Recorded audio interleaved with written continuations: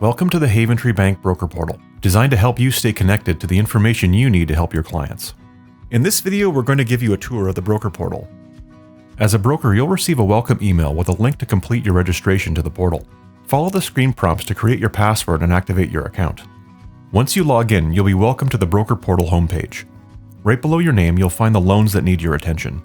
These are your loans that are closing in the next 30 days with outstanding conditions. Below the loans that need your attention, you'll find a dashboard for your pipeline with Haventree Bank. This dashboard allows you to view your pipeline by conditions outstanding, the stage, or the closing month. Clicking View Report will take you to a more detailed view. On the homepage, you'll also find information about your elite loyalty level.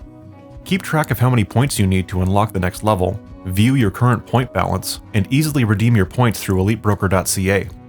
Contact information to your business development manager and our portal support team is easily accessible to the right of the page. Watch your overall progress with Haventree Bank by visiting the My Metrics tab. Here you'll find key measurements including your funding ratio and other detailed information about all the mortgage applications you've sent to Haventree Bank. Stay connected with the Haventree Bank Broker Portal. We're here to help.